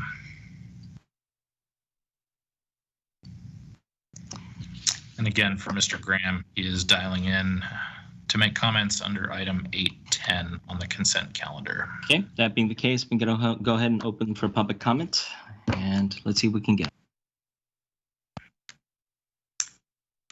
Jason, I have Mr. Graham on the line now, and Mr. Graham, you may go ahead. Graham, Elk Grove. I wanted to speak to you briefly about this item 8.10, which is the agreement with Vigilant. And first thing I should ask is, council members, did you read this proposed contract? You're being asked to approve it as a consent item, no less. And I am just wondering if you read it, and therefore if you know what it really says. Most of this, and my recommendation is you should read everything that you vote on. I hope that that doesn't sound like any sort of an outrageous request from one of your most active and outspoken residents, but if I were up there, I would insist on reading everything that I voted on before I voted on it, cover to cover. If you take a close look on page 14, there's a paragraph called Facial Recognition Image Integration. And I'm not going to read it to you, but anyway, it's about using facial recognition technology. This is the part of this agreement that should be taken out before you approve this, if you approve it. I understand the police department's been using license plate readers since 2008, and I would like to hear, council, if you could ask the chief of police to tell the council what are the pros and what are the cons of the license plate readers and the current system that we have in place, since you're talking about making some changes to it. I think that would be appropriate to do tonight before this vote. License plate readers are one thing. You're going down a slippery slope towards Big Brother and very invasive government when you have facial recognition technology. The cameras these days are very good. What they do is they scan your retina and they will save an image, and they can tell, they don't really need to see the rest of your face. They can tell from your retina that this is, 1 minute remains. Is Mark Graham. This is not needed for law enforcement. I cannot imagine any sense in which this is necessary, especially if you already have license plate readers. But the potential for abuse is just enormous. You don't really know who Vigilant shares their data with. Apparently they share it with the FBI. Just don't go down that slippery slope. You will be opening up a can of worms, and you will not be able to put the cat back in the bag. How's that for a mixed metaphor? I believe it was the city of Oakland that passed a resolution that said specifically, we are not going to have facial recognition cameras in our city. And the reason is the potential for abuse. Now, Oakland has a very different situation with the relations between the police department and the community as a whole. Thank goodness ours is not like that. And I like our police department. I believe we have a nice police department. But this is not about being against the police department. I'm telling you, it's Big Brother, and take out this facial recognition stuff if you approve this contract. Thank you.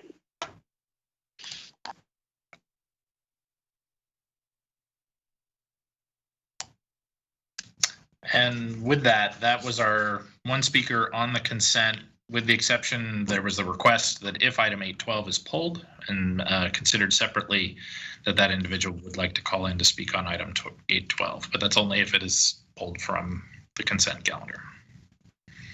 Okay, any council members want to pull 812? Nope.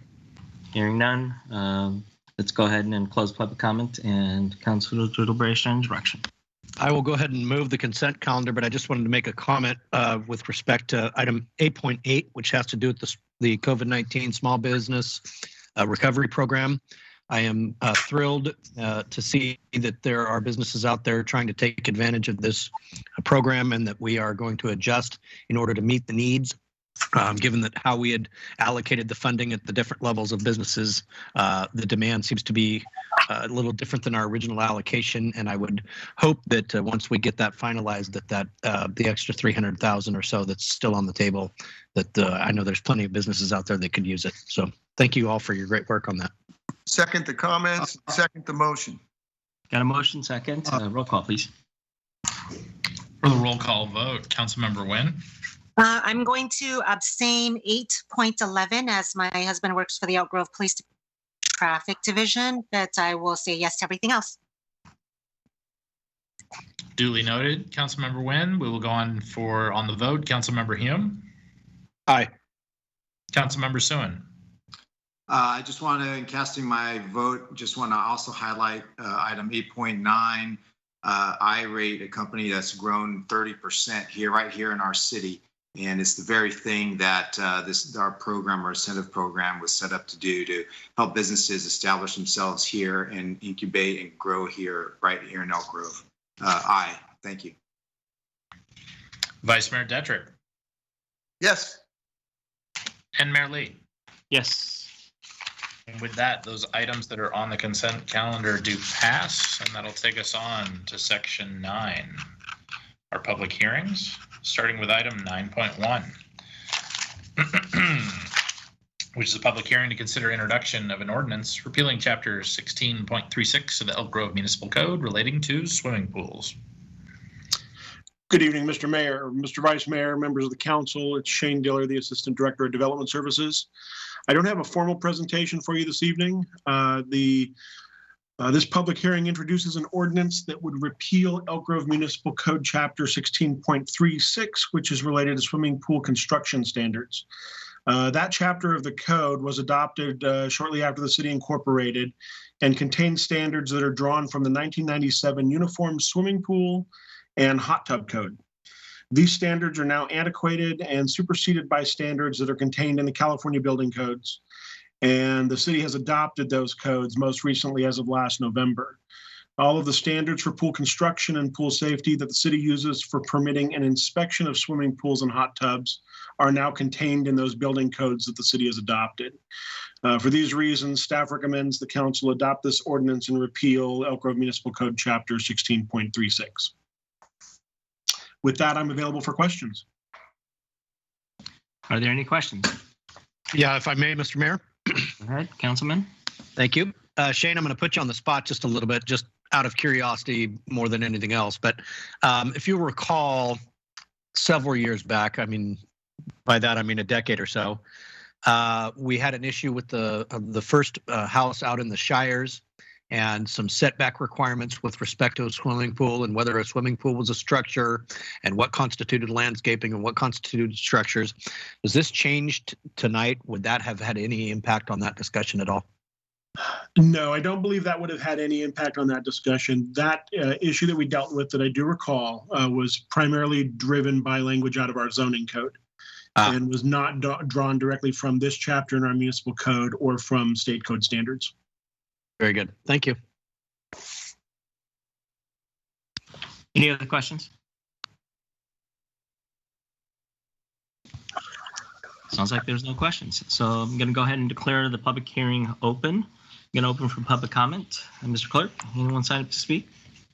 For item 9.1, I do not have any callers that have called in or requested to call in, and then no comments were submitted under item 9.1.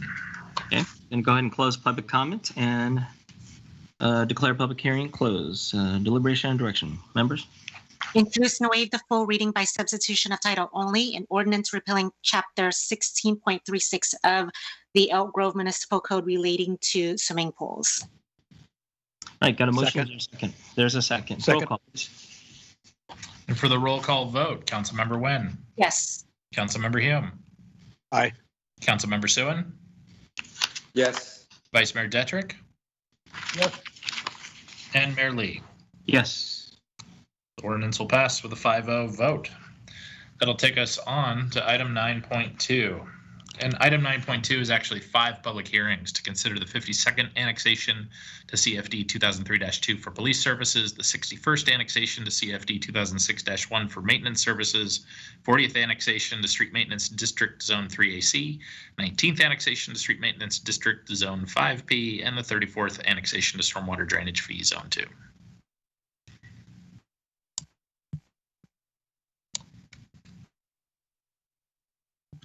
Jason, are you able to see my screen? Right now, we don't see your screen. If you want to go to the screen share, but right now we just we do hear you. Oh gosh. I'm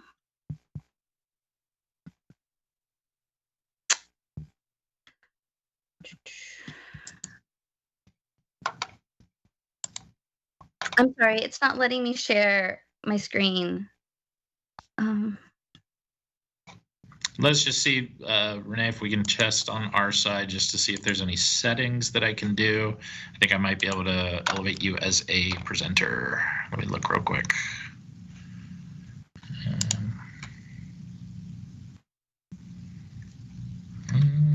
No, I think you have the status there.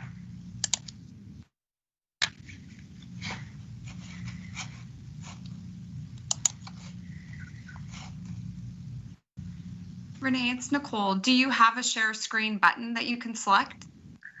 I do, but when I click on it and then click on the entire screen and share, it doesn't do anything. You're selecting to share the desktop? Yes. Do you have the PowerPoint in full presentation mode already? I don't. Okay. Sounds like you're doing it correctly. Jason, my PowerPoint's in the share drive also, if you're able to pull it up. Having a look right now, seeing if I can grab it. I apologize. No worries. This is what happens when we use technology. So comes with the territory.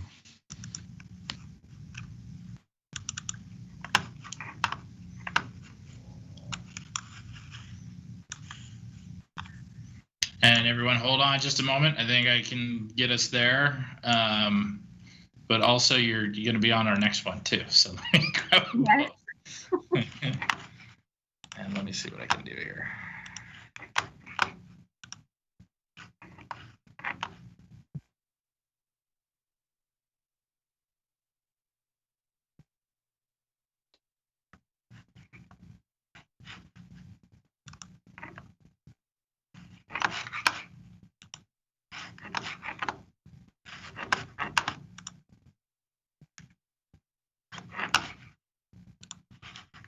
Sorry, everyone. I'm trying to bounce there. Here we are.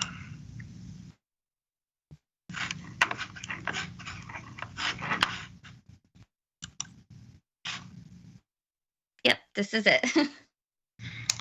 Just say next slide. Sounds good. Thank you everyone for bearing with me. Good evening, Mayor, Vice Mayor, and council members. I'm Renee Attar, Finance Analyst for the city. Here this evening with the presentation for proposed annexations into the city's special tax districts. And this is a very familiar slide, I'm sure. The city maintains 8 special tax districts. The requirements are specific for each project and vary according to the geographic location and building use. Annexations into the appropriate districts are typically part of a project's approval process. And the special taxes are subject to annual rate adjustments. Next slide, please. Tonight, there are 2 projects that are being proposed for annexation into 4 districts.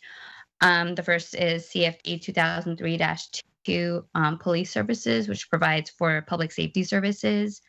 CFD 2006-1 Maintenance Services, which provides for maintenance services throughout the city. Street Maintenance District 1, which provides for local collector and arterial street maintenance.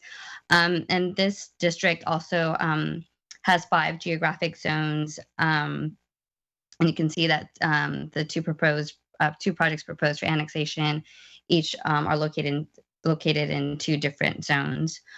And then the last one is for stormwater drainage fees, Zone 2. Which is for stormwater drainage and runoff maintenance costs. And these assessments will be levied in perpetuity. Next slide.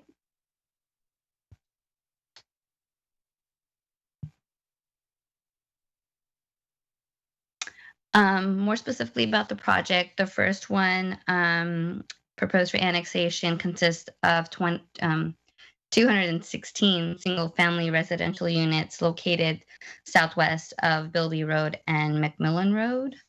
Next slide. And the second project proposed for annexation consists of 1 single-family residential unit located northeast of Sheldon and Bradshaw Roads. And next slide, and that concludes my presentation. I'm available for any questions. Any questions? Nope. Hearing there are no questions. Let's move on.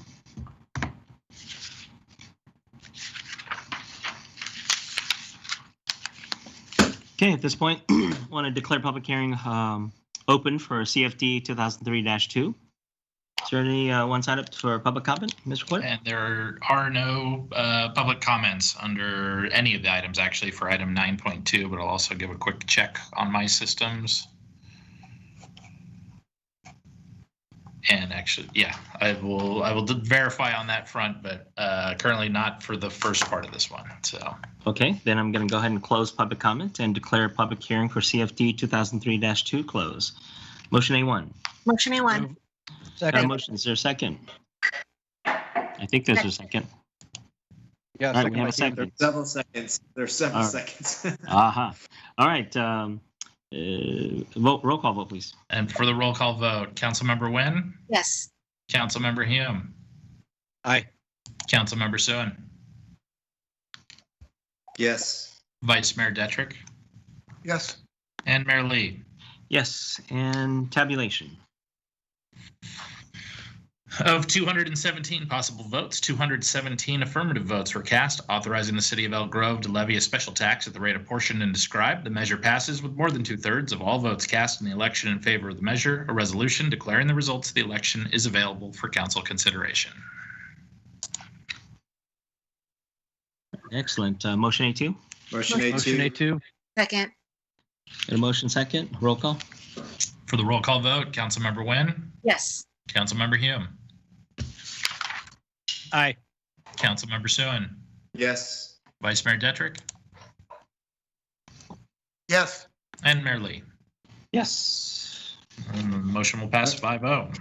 Motion A3, introduce and waive the full reading by substitution of title only, an ordinance levying and apportioning the special tax and territory annexed to the Community Facilities District number 2003-2, Police Services, annexation number 52, and amending Elk Grove Municipal Code section 3.18.010. Second. Okay, you got a motion and a second. Roll call, please. Roll call vote, Councilmember Nguyen? Yes. Councilmember Hume? Aye. Councilmember Suen? Aye. Vice Mayor Detrick? Yes. And Mayor Lee? Yes. Pass 5-0. All right. At this point, I want to declare the public hearing for CFD 2006-1 open and open for public comment. Is there anyone signed up to speak? And just confirming, no one signed up to speak under item 9.2 for any of the public hearings under this. All right. Going to go ahead and close public comment and declare public hearing for CFD 2006-1 closed. Motion B1. Motion B1. Got a motion. Is there a second? Second. There's a second. Yeah, so- Roll call, please. With that, the roll call, Councilmember Nguyen? Yes. Councilmember Hume? Aye. Councilmember Suen? Yes. Vice Mayor Detrick? Yes. And Mayor Lee? Yes. Motion B1 will pass 5-0. Okay, tabulation. Of 217 possible votes, 217 affirmative votes were cast, authorizing the city of Elk Grove to levy a special tax at the rate apportioned and described. The measure passes with more than 2/3 of all votes cast in the election in favor of the measure. Resolution declaring the results of the election is available for council consideration. Okay, motion B2. Motion B2. Got a Second. motion. There's a second. Roll call. Second. And the roll call vote on B2, Councilmember Nguyen, Yes. Councilmember Hume, Aye. Councilmember Suen, Aye. Vice Mayor Detrick, Yes. and Mayor Lee. Yes. Motion B2, the resolution will pass 5-0. Okay, motion B3. Motion B3, introduce and waive the full reading by substitution of title only, an ordinance levying the apportioning the special tax and territory annexed to Community Facilities District number 2006-1, Maintenance Services, annexation number 61, and amending Elk Grove Municipal Code section 3.19.010. Second. I got a second. Roll call, please. The roll call vote, Councilmember Nguyen, Yes. Councilmember Hume, Aye. Councilmember Suen, Aye. Vice Mayor Detrick, Yes. and Mayor Lee. Yes. The ordinance will pass 5-0. On to our third public hearing. All right. I want to declare public hearing open for SMD 3-AC Annex 40. And I want to open for public comment. Is there anyone, any members of the public signed up to speak? Mr. Clerk? And no members of the public signed up to speak for this public hearing item. All right. I'm going to go ahead and close public comment and declare public hearing for SMD 3-AC Annex 40 closed. You can read the ballot tabulation. There is no majority protest of one possible vote weighted according to the proportional financial obligation for the property. One affirmative vote was returned. The ballot approves the proposed assessment and the proposed inflation adjustment limit described for the parcel identified in the ballot. A resolution determining the levy assessments in the district is available for council consideration. Okay, council deliberation and direction. Motion C. Second. Got a motion and a second. Roll call, please. That roll call vote, Councilmember Nguyen. Yes. Councilmember Hume. Aye. Councilmember Suen. Yes. Vice Mayor Detrick. Yes. And Mayor Lee. Yes. The motion and the resolution under motion C passes 5-0. That'll take us to our fourth public hearing. Okay, I want to declare public hearing open for SMD 5-P Annex 19. And I'm going to go ahead and open for public comment. Are there any members of the public signed up to speak? And there are no members of the public signed up to speak on this item. Go ahead and close public comment and declare public hearing for SMD 5-P Annex 19 closed. Tabulation, Mr. Clerk?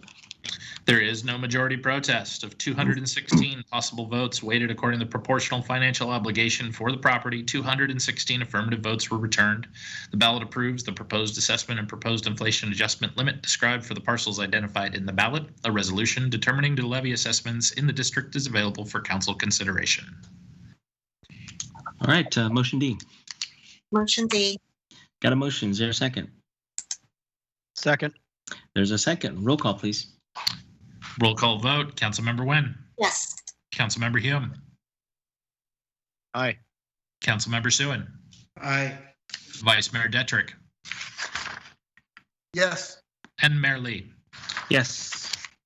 And the resolution of motion D passes 5-0. That takes us to our fifth public hearing of item 9.2. Okay, I'm going to declare public hearing for SWDF Annex 34 open. And open for public comment. Any members of the public signed up to speak? I do not have any members of the public signed up to speak on this public hearing. Okay, I'm going to go ahead and close public comment and declare public hearing for SWDF Annex 34 closed. Tabulation, Mr. Clerk. Again, there is no majority protest of 217 possible votes weighted according to the proportional financial obligation for each property. 217 affirmative votes were returned. The ballots approved the proposed assessments and the proposed inflation adjustment limits described for the parcels identified in the ballots. A resolution determining the levy assessments in the district is available for council consideration. All right, motion E. Motion E. Motion E. Second. A motion and a second. Roll call, please. For the roll call vote, Councilmember Nguyen. Yes. Councilmember Hume. Aye. Councilmember Suen. Yes. Vice Mayor Detrick. Yes. And Mayor Lee. Yes. The resolution of motion E passes 5-0, and that'll conclude those items under 9.2. For section 10, our regular agenda action items and recommendations, there are no items under the section, so that will advance us on to section 11 of this agenda.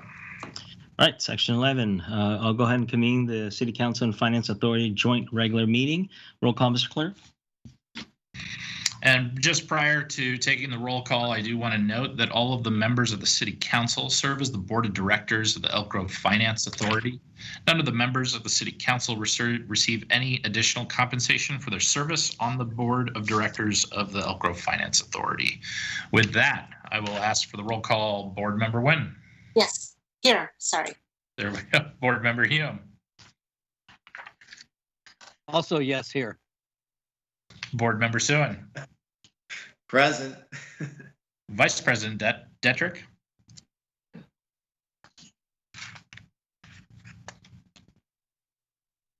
Vice Mayor Detrick, Vice President Detrick. Yes. We have you for attendance, and President Lee. Here. And again, for this segment of the agenda, the council will be wearing, in essence, two hats. You'll be serving both as the city council and as the board of directors of the finance authority, and staff will continue. I think I'm going to be doing the assist again on the presentation, more than likely.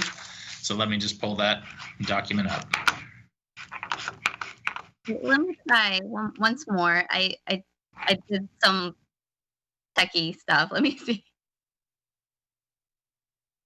No, it didn't work.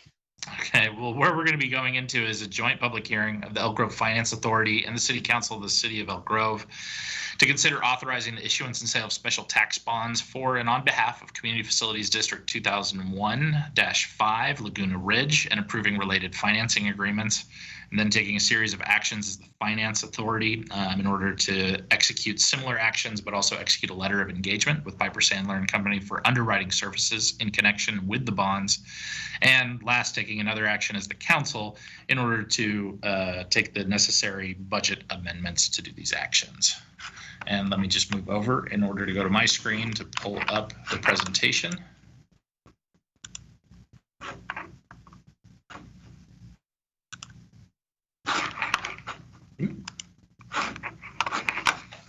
That didn't help. I hit the wrong button. Hold on.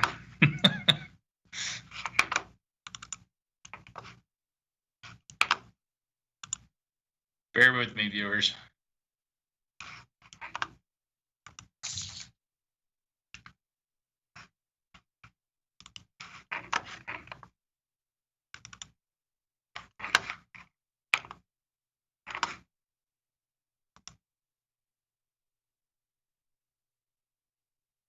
And Renee, I turn over the show to you, I believe, at this point. Okay, thank you so much for your help, Jason. Good evening, members of the Elk Grove City Council and board members of the Elk Grove Finance Authority. Renee Attar here again, finance analyst for the city. I'm here this evening again with the presentation for the special tax revenue bonds for the Laguna Ridge District, Series 2020. The city has been working with the staff's financing team to help us analyze and size a new bond. The financing team includes Jones Hall, our bond and disclosure counsel, Fieldman Rolap, our financial advisor, and Piper Sandler, our underwriter. Representatives from each of the firms are on the call this evening to answer any questions. Next slide.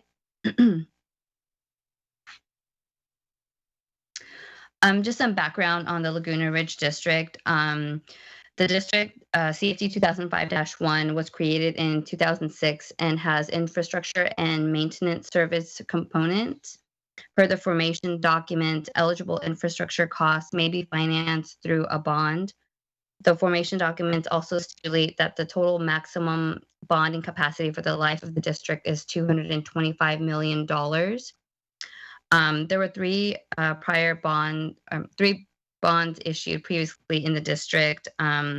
Series 2007 was the first bond issued for approximately $68 million. Series 2016 was the second bond issued for approximately $113 million in total, which also included a $46 million refunding of the outstanding 2007 bonds. And the third was the 2018 series for approximately $19 million. The remaining bond capacity after these three issuances is approximately $71 million. Next slide.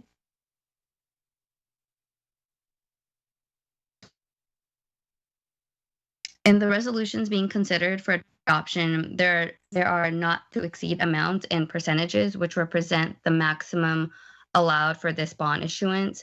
The par amount of the bond shall not be greater than $13 million, and the true interest cost shall not be greater than 5%. The financing team has provided us, the city, with good faith estimates, which are more realistic based on current market conditions. That par amount is $11.3 million, and the true interest cost is 3.62%. However, as we near closing, these numbers may be adjusted slightly due to changing market conditions. The bond is scheduled to close in early October, and again, market conditions at that time will determine the final amount. Currently, we are looking at $10.8 million in bond proceeds, net of expenses for the cost of issuance, reserves, and capitalized interest. The reserves amount to 1 year of debt service. The market requires that 1 year of debt service be held by the trustee bank, which is U.S. Bank for us. This is a 30-year bond with the final payment scheduled for September 1st, 2050. Next slide.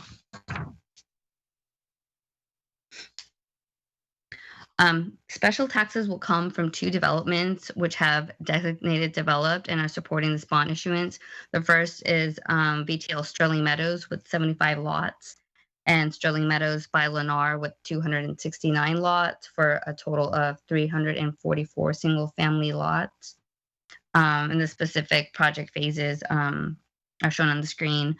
The expenditures are authorized per the Laguna Ridge CFD 2005-1 formation documents. And they are allocated for public improvements, which also includes payment of impact fees. Next slide.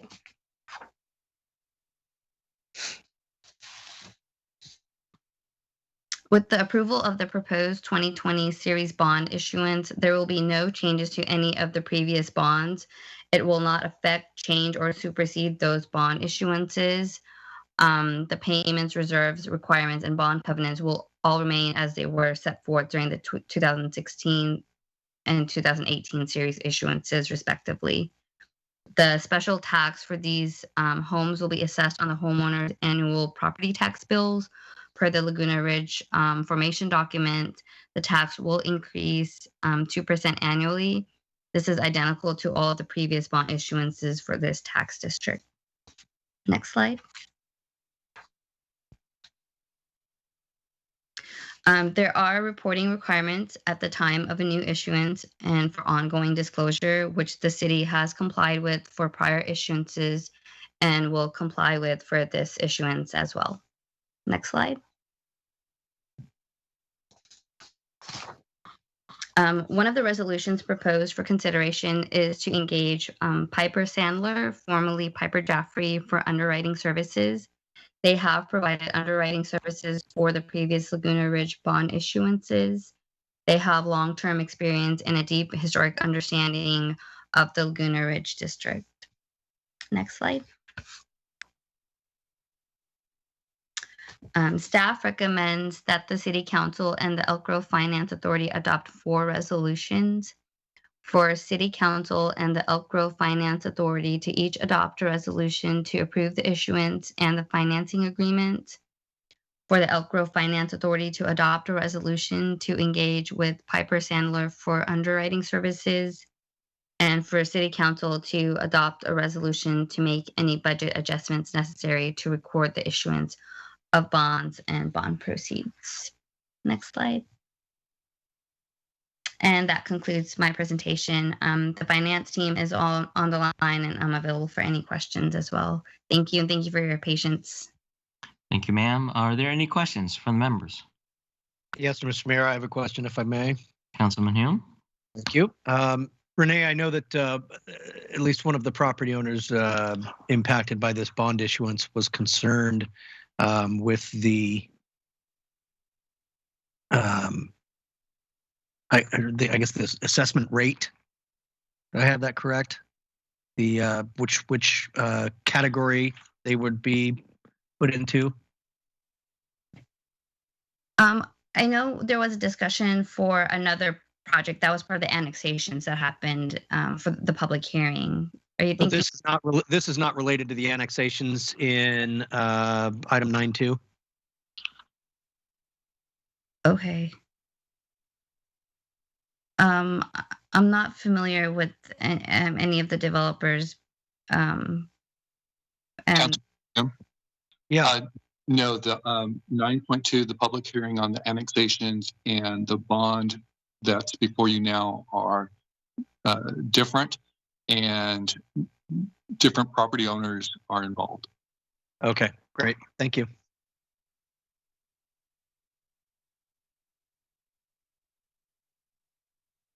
Any other questions? Seeing that there are no members who have any questions, let's go ahead and declare public hearing open. And I want to open for public comment. Mr. Clerk, is anyone sign up to speak? And I do not have any members of the public sign up to speak on this joint public hearing item. Okay, I'm going to go ahead and close public comment and declare public hearing closed. Council deliberation and direction. Motion 1. Second. Got a motion? Second. Roll call, please. And I just highlight that with this first motion, this is action as the city council. With that, the roll call vote, Councilmember Nguyen. Yes. Councilmember Hume. Aye. Councilmember Suen. Aye. Vice Mayor Detrick. Yes. And Mayor Lee. Yes. The resolution under motion 1 will pass 5-0. Motion 2 and 3, adopt the 2 resolutions of the Board of Directors of the Elk Grove Finance Authority. Second. Okay, got a motion and a second. Roll call, please. And thank you, Board Member Suen, for noting these are actions of the Elk Grove Finance Authority. That roll call vote would be Board Member Nguyen. Yes. Board Member Hume. Aye. Board Member Suen. Yes. Vice President Detrick. Yes. And President Lee. Yes. Those 2 motions under resolutions under motion 2 and 3 will pass 5-0. Motion 4. Second. Got a motion, second. Roll call, please. And again, we've just switched hats back to the city council for the motion on the budget actions. For that roll call vote, Councilmember Nguyen. Yes. Councilmember Hume. Aye. Councilmember Suen. Aye. Vice Mayor Detrick. Yes. And Mayor Lee. Yes. The resolution under motion 4 will pass 5-0, and that'll conclude item 11.2. Hey, excellent. I think that is it, right? Do we need to go to 11.3, Jason? I think it's just to call the adjournment time of the joint concurrent meeting and then call the adjournment of the meeting. Okay. Mayor, before you do that, I just want to quickly acknowledge something on the consent item. What we called for a filling of a vacancy of our planning commissioners, and I just want to quickly acknowledge and thank Planning Commissioner Frank Maida for his 14 years of service on the Planning Commission. I know we'll have an opportunity to do it in more detail later, but I thought it's worthy of recognition that we're advertising that opening now. Thank you. All right. Thank you, Council Member. And at this point, I'd like to adjourn the City Council and Finance Authority joint meeting at 8:01 p.m. Thank you, everyone. Good night. Good night, everyone. Good night. Good night.